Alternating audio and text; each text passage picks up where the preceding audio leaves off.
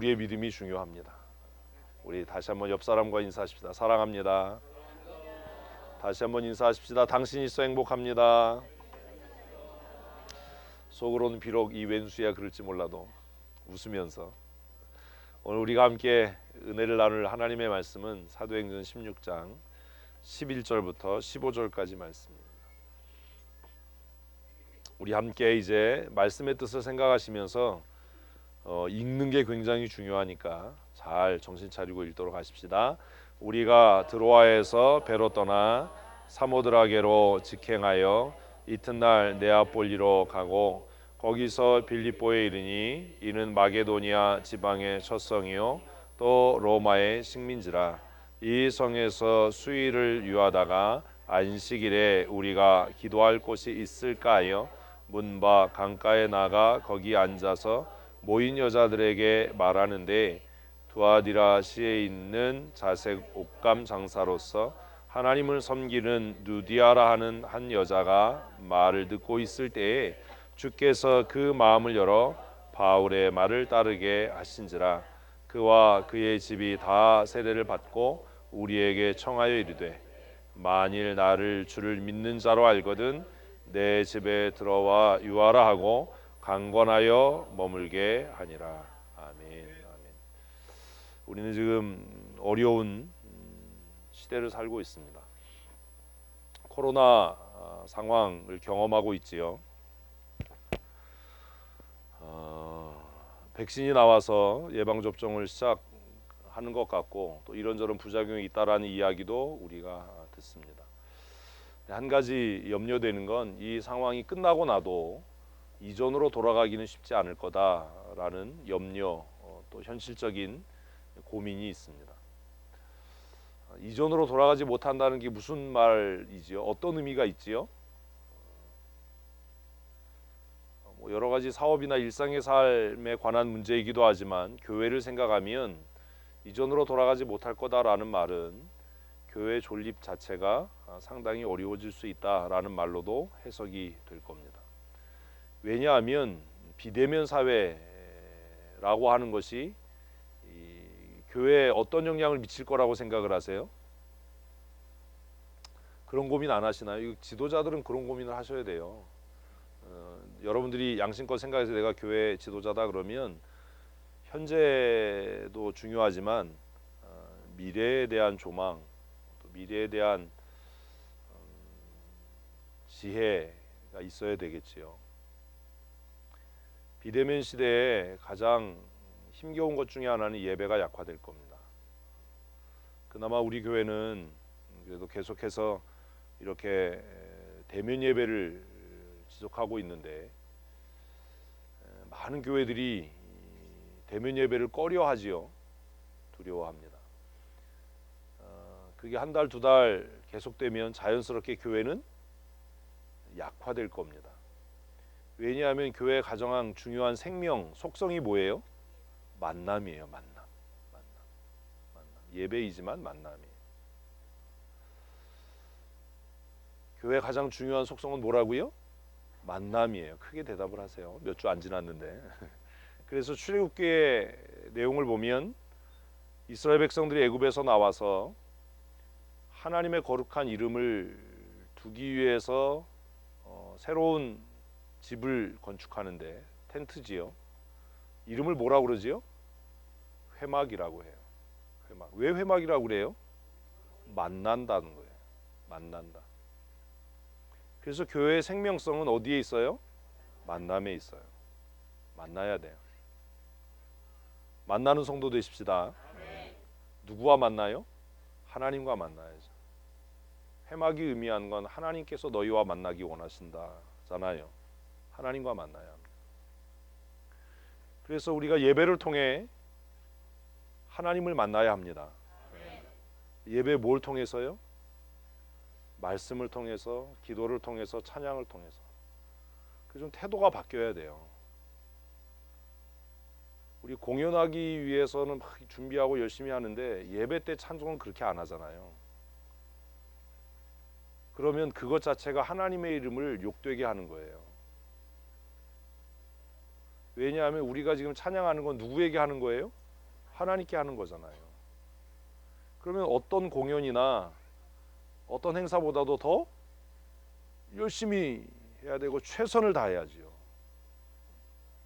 최고의 공연을 해야 되잖아요. 김정은이 앞에서 그렇게 하면은 바로 없어지잖아요. 하나님과 만나는 성도들 되십시오. 또 성도와 성도의 만남이 중요합니다.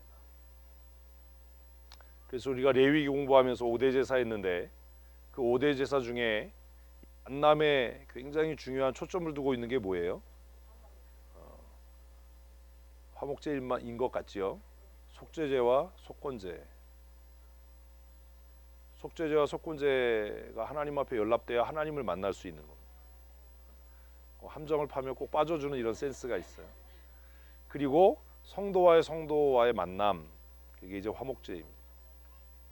그래서 교회의 생명성은 어디에 있어요? 대면에 있어요.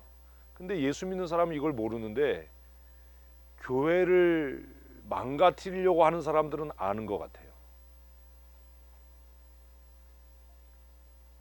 참 슬픈 거지요.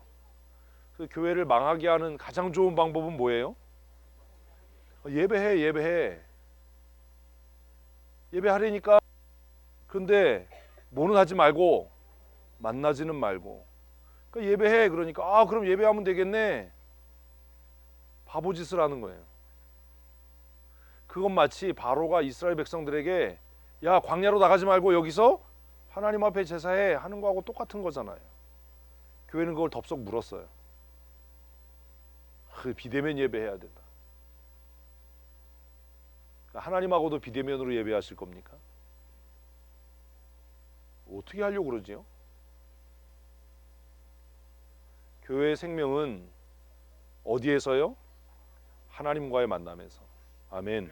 그리고 성도들과의 만남에서 유지되는 겁니다. 이 만남을 잘 유지하셔야 합니다. 그래서 소그룹 모임이 중요한 거고 만남이 중요한 겁니다. 자주 만나셔야 되고 반복적으로 만나셔야 하는 겁니다.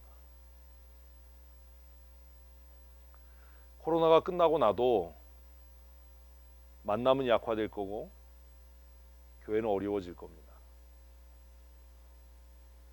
우리 교회도 어쩔 수 없어서 지금 예배를 어떻게든 예배에 참석하지 못하는 분들을 위해서 인터넷 예배 뭐 이런 걸 하긴 하지만 사실 이건 옳은 방법은 아니라고 생각합니다. 예배뿐만 아니라 교회가 성장하고 부흥하는 데 있어서 가장 중요한 성장의 동력이 뭐예요? 이거 이러면 안 돼. 전도예요, 전도. 교회 성장 동력이 뭐라고요? 전도예요. 그런데 비대면 시대에 가장 문제가 되는 게 뭐예요? 전도예요. 그래서 이제 교회가 놀아나는 거죠. 너희들끼리 모여서 예배해. 예배하려니까. 근데 뭐는 하지 마? 전도는 하지 마. 만나는 거 끝났잖아. 이제 전도는 하지 마.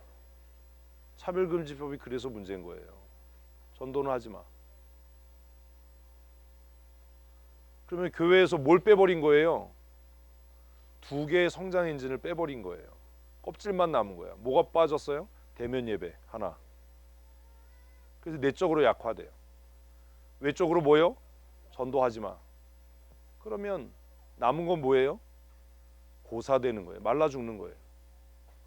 믿음의 1세대 다 돌아가시고 나면 남는 게 없는 거예요. 우리 교회도 그런 방향으로 가고 있잖아요.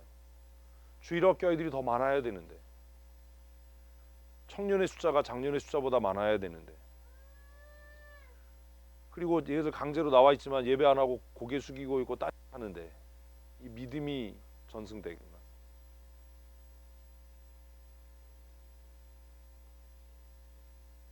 예배당을 건축하면서 최고 우선순위로 해야 되는 것은 사실 주일학교를 위한 공간의 배려입니다. 그거 쉽지 않거든요. 현실적으로. 그래서 이 코로나 시대가 지나고 난 이후에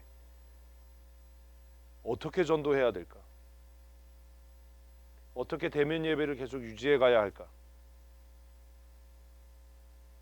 적어도 여러분들이 교회의 주인이고 지도자라면 이 고민을 하셔야 되는 겁니다. 제가 볼 땐 참 안타까운 게 뭐냐 하면 그런 고민 안 한다는 거죠.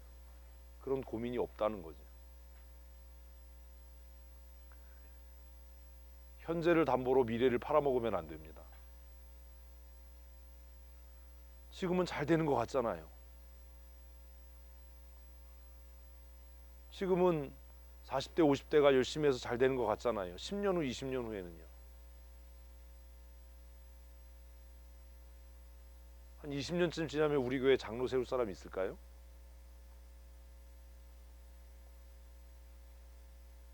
20년쯤 지나면 우리 교회에서 권사 세울 만한 사람이 있을까요?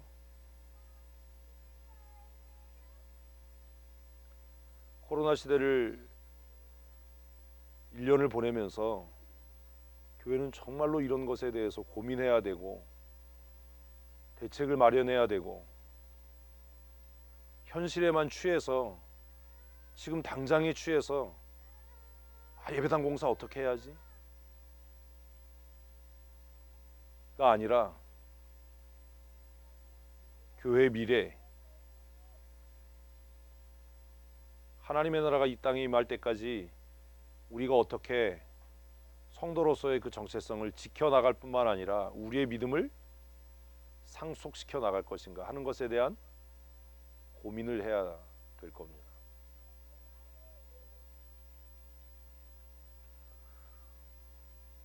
오늘 본문과 이 얘기가 무슨 관계가 있느냐? 왜 이렇게 서론이 장황하냐? 오늘 본문이 이 서론의 질문에 대한 답이에요. 읽으시면서 찾았나요? 혹시 제목에서 발견하셨습니까? 안 보이시나요 아직? 그럼 뭐 보여드리지요. 보여드리는 게 인지상정 아니겠습니까? 만화영화를 또 안 보셨군요. 11절 읽습니다. 우리가 드로아에서 배로 떠나 사모드라게로 직행하여 이튿날 네아폴리로 가고, 누가는 전도 여행을 기록하면서 굉장히 체계적으로 서신을 기록을 합니다. 우리는 이거 읽어도 잘 이해를 못하지만 이 사도행전이 쓰여졌을 때 1세기 성도들은 이거 읽으면 확연하게 이해할 수 있었을 거예요. 우리는 드로아가 어딘지, 사모드라게가 왜 그렇게 중요한지, 네아폴리는 어디였는지 잘 모르지만 1세기 성도들은 명확하게 잘 알았을 거예요. 그리고 12절 읽습니다. 거기서 빌립보에 이르니 이는 마게도니아 지방의 첫 성이요 또 로마의 식민지라. 이 성에서 수의를 유하다가. 이게 배경입니다. 오늘 본문의 반이 배경입니다. 지리적인 배경. 그림을 한 장 보시지요. 잘 안 보이지요? 대답도 안 해요. 안 보여도 할 수 없고. 지금 여기서 이렇게 갔다가 여기로 온 거예요. 여기가 네아폴리고 여기가 빌립보예요. 그런데 이 지도보다 얘가 훨씬 간단하죠. 트로이예요. 드로아라고 성경이 기록된 데가 어디예요? 우리가 잘 아는 트로이예요. 트로이 하면 목마 생각나잖아요. 트로이. 그리고 요 중간에 있는 섬이 사모드라게예요. 여기가 기항지예요. 그래서 그 당시에 무역을 하고 항해를 하던 사람들이 머물렀던 곳. 그래서 그 누가가 그걸 쓴 거예요. 그래서 자신들의 여정이 현실적이고 사실이었다라고 하는 의미도 있고, 그리고 읽는 사람들이 모두가 다 일반적인 항로를 통해서 여행을 했구나라고 하는 것들을 이해하도록 성경이 기록되어져 있습니다. 그리고 네아폴리가 첫 번째 항구입니다. 그래서 유럽으로 가는 첫 항구인 거죠. 16km 떨어진 곳에 빌립보가 있습니다. 그래서 이걸 이렇게 기록한 거예요. 그러면 바울은 상선을 타고 갔을 것 같아요. 왜냐하면 저기 기록되어 있는 어디가요? 사모드라게가 주로 상선들이 머무는 곳이었기 때문입니다. 그래서 거기서 보급품을 보급하고 그리고 또 먼 여행을 떠나는 흑해 쪽으로 가든지 뭐 이렇게 여행을 하는 그 중간 기착지가 사모드라게였기 때문에 그걸 자세하게 밝혀 놓은 거지요. 그리고 네아폴리 항구예요. 유럽의 이제 첫 번째 관문이 되는 항구에서 빌립보로 이동을 했습니다. 그래서 그것을 11절, 12절 기록을 했어요. 13절 읽습니다.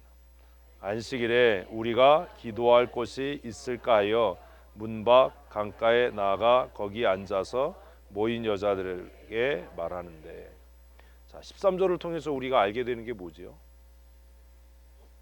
13절을 통해서 발견하게 되는 게 있나요? 그동안 이제 그렇게 구박받으면서 금요일 날도 성경 공부하고 화요일 날도 하는데 잘 읽으셨으면 발견이 돼야 됩니다. 뭘 발견하셨어요? 성경의 권사님이 얘기했는데 회당이 없는 겁니다. 안식일이 됐으니까 회당을 찾았어요.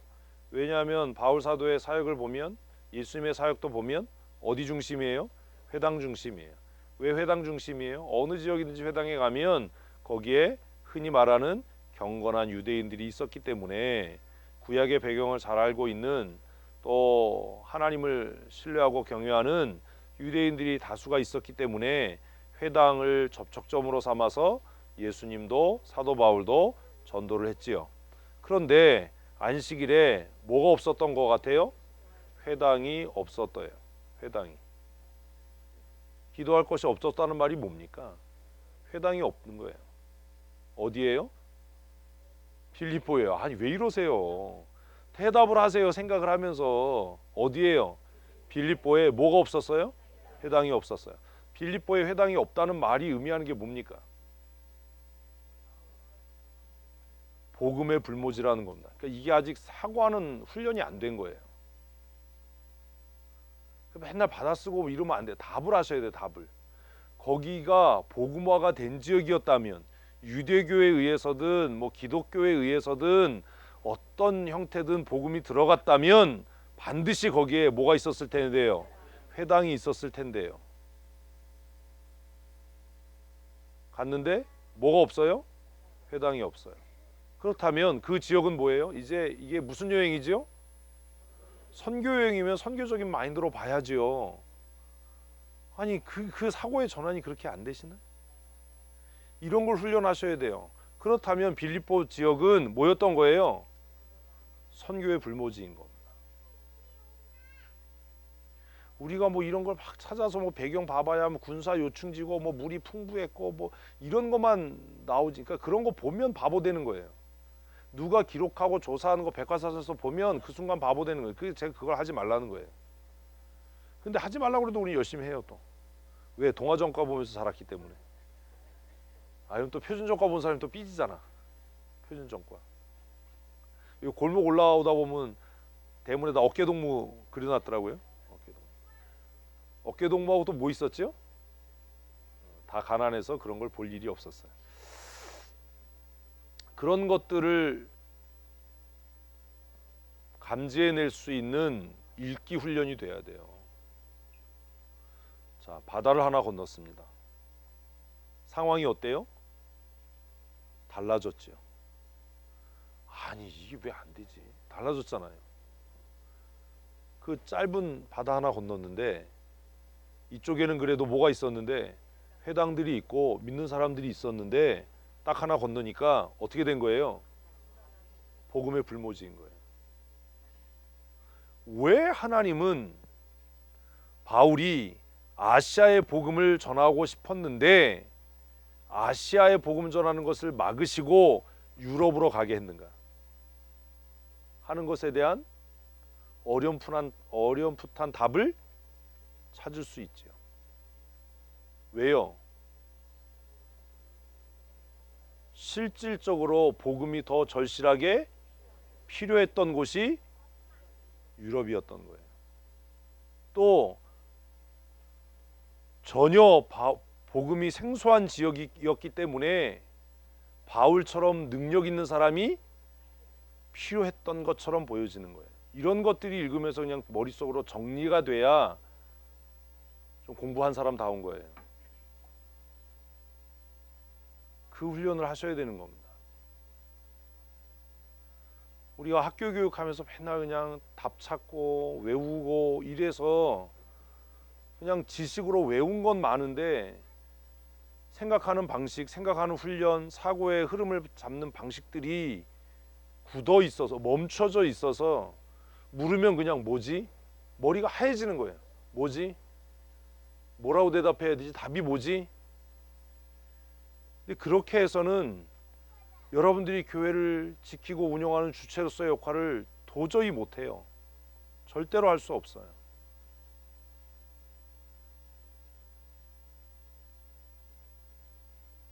제가 어제 저녁에 전화를 받고 밥도 못 먹고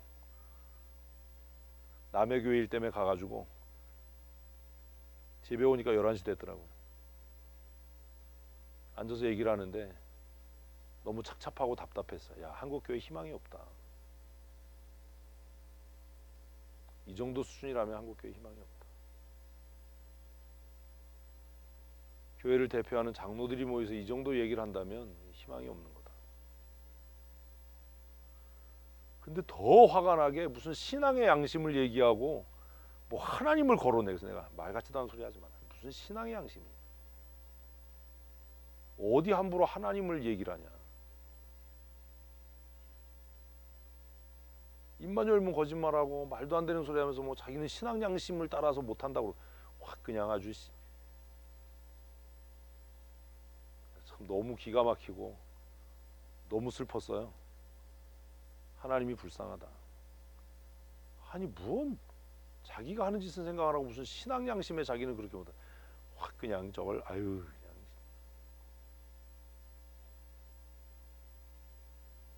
여러분 그러시면 안 돼요. 당장 하나님이 벼락을 내리지 않고 하나님이 직결 처단하지 않는다고 해서 함부로 하나님의 이름을 운운하고 신앙 양심을 이야기하고 그런 짓 하면 안 됩니다. 하도 기가 막히도 더 할 얘기가 없더라고요. 그래서 야, 이런 사람들이 장로인 교회는 참 이상하다.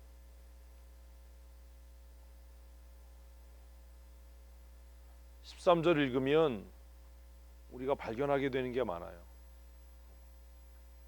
몇 날을 유하면서 선교 유행 중에도 바울은 안식일에 하나님 앞에 나가 예배하기를 원했어요. 그런데 빌립보 지역엔 뭐가 없었어요? 회당이 없었어요. 그래서 회당은 없지만 내가 하나님 앞에 예배할 만한 적당한 거처를 찾기 위해서 바울은 어디로 간 거예요? 강가로 갔어요. 왜요?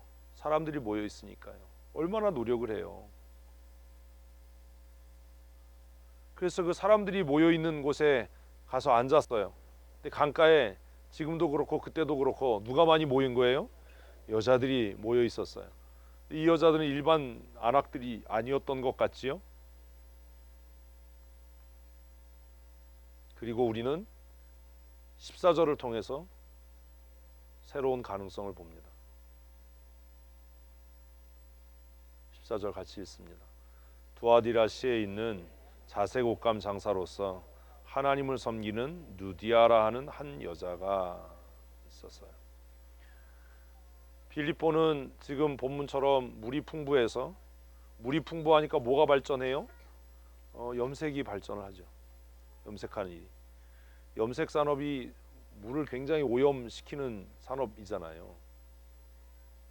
물이 많아야 되고. 그래서 이 빌립보 지역에 물이 풍부했던 것으로 보여지고 굳이 무슨 남이 써놓은 뭐 지정학적인 역사적인 얘기 안 해도 그냥 읽으면 이런 것들이 그냥 알아져야 되는 겁니다. 그게 공부한 사람인 거예요. 자색옷감 장사니까 뭐예요? 염료 장사 혹은 또 염색한 프린팅한 옷을 파는 그런 여자였겠지요. 근데 이 시대에 여자가 그런 사업을 하고 있었다는 건 얼마나 이 여자가 어땠겠어요? 당차고 강하고 결단력이 있고 지혜롭고 판단력 빠르고 빌립보에서 일을 하면 아마 무역을 하지 않았을까?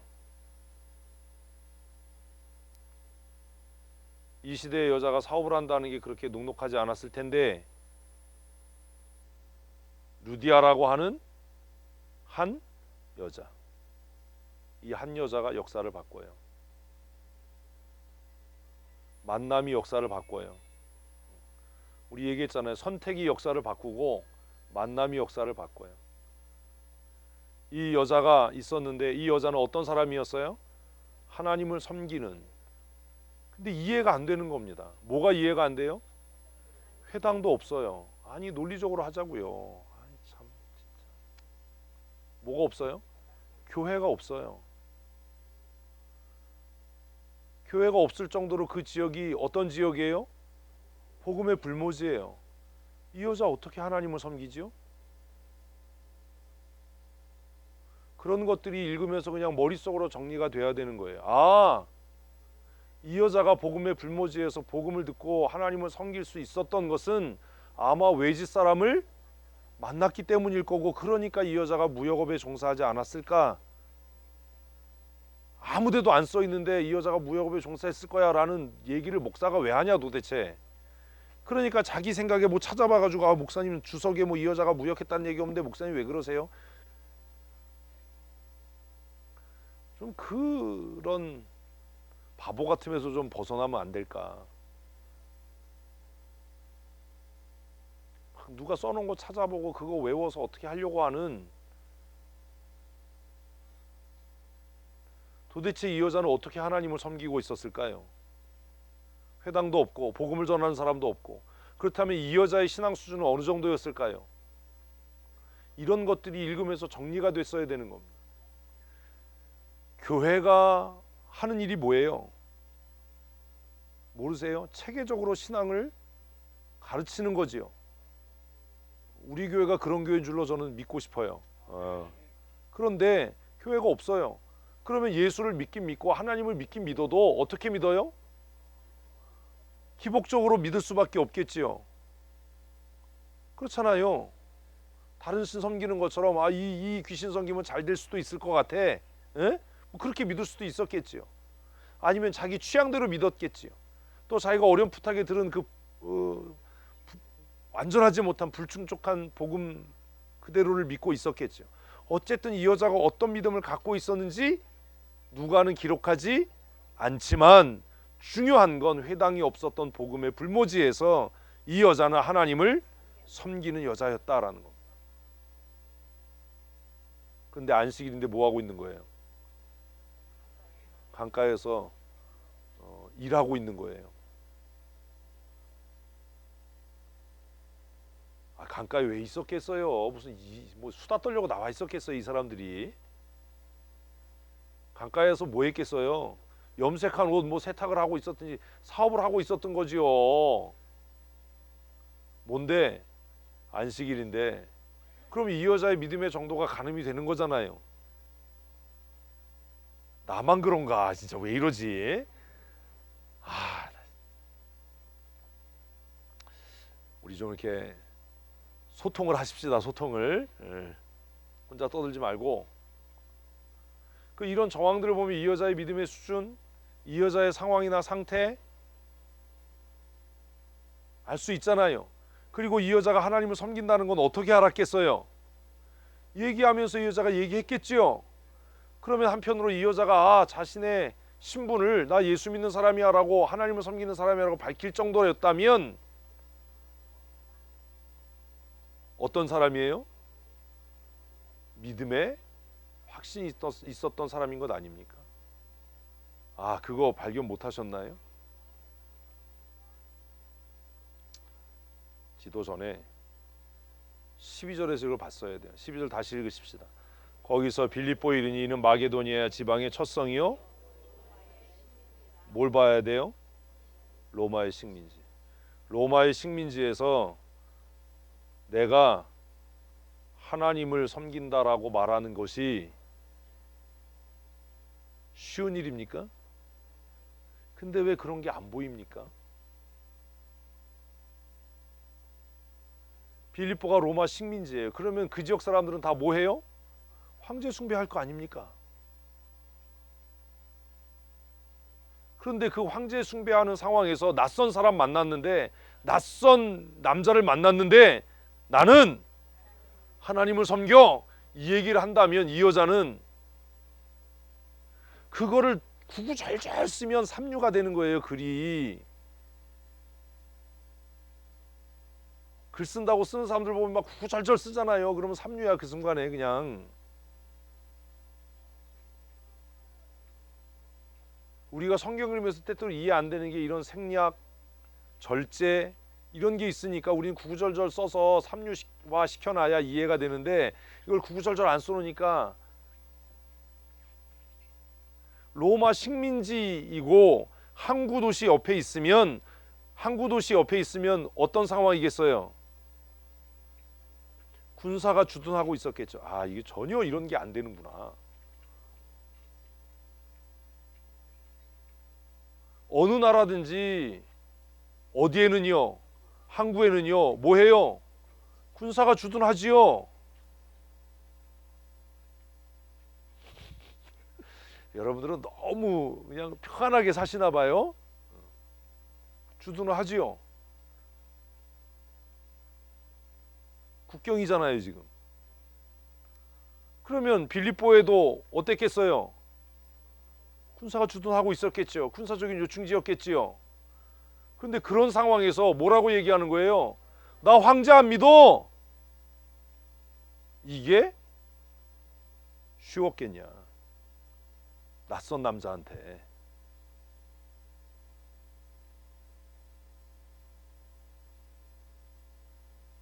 글 읽는 훈련을 계속 하셔야 돼요. 이게 쉬웠겠냐? 로마의 식민지고 유럽으로 가는 첫 관문이었으면 만만하지 않았을 텐데, 이 루디아라고 하는 여자는 도대체 어떤 성품에, 어떤 성향에, 어떤 믿음을 갖고 있는 여자였길래 처음 보는 남자한테 내가 어떻다? 하나님을 섬긴다 라고 얘기했겠냐? 그러면 하나님을 섬긴다라고 얘기했을 때 바울은 뭐 했겠어요? 자, 그 다음 읽습니다. 시작. 말을 듣고 있을 때 바울은 무슨 말을 했겠어요?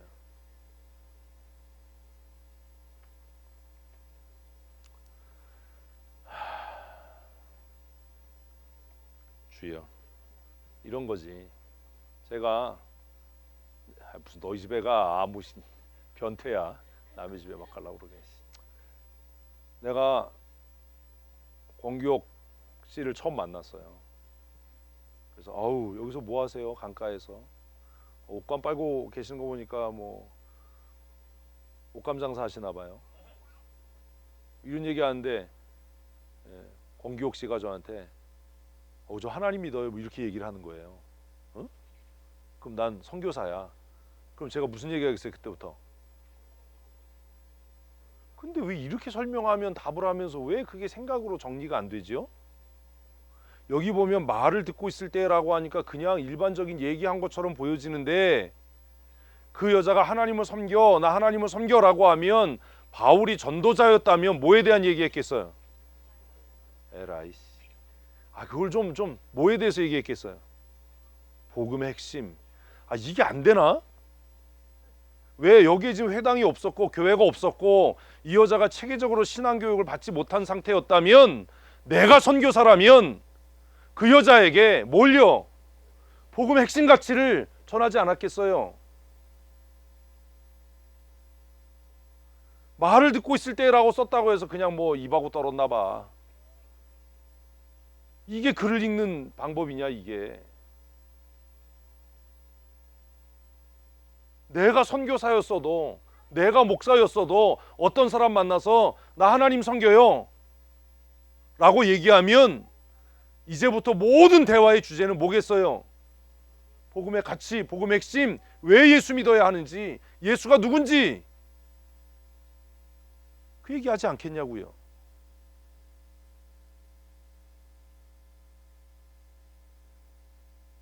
글을 잘 읽으셔야 돼요. 집중해서. 누가는요 너무 담담하게 글을 쓰는 거예요. 안식일에 회당이 없어서 사람들이 모여있는 강가로 바울과 그의 일행이 내려갔다. 우리가 함께 내려갔다. 누가도 같이 간 거지요. 여자들이 모여있었다. 얘기하고 있어서 이야기를 하는데 루디아라고 하는 자주옷 장사를 하는 여자가 나는 하나님 믿는 사람이에요 라고 얘기를 했다. 그러니까 바울 사도가 그때부터 예수 그리스도로 말미암은 구원, 복음의 핵심 가치를 전하기 시작했다. 그 얘기 한 거 아닙니까? 그 이야기를 할 때 그 다음 읽습니다. 주께서 그 마음을 열어. 아멘. 이게 뭐예요? 써놨잖아요. 좀 앞에 보고 뭐예요? 가능성이에요. 가능성.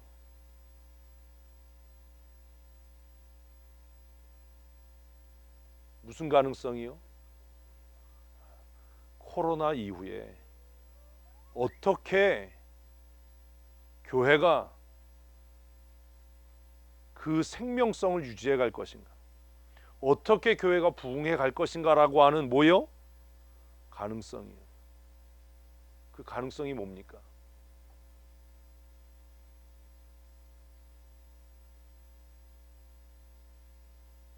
마음을 열어 주를 영접하게 하는 건 방법이 아니라 뭐다? 말씀의 능력이다. 아멘. 이게 보여야지요. 우리는 전도하면 뭘 생각해요? 수단이요. 어떤 전도는 갖고 나가야지. 어떻게 해야지? 방법을 찾아요.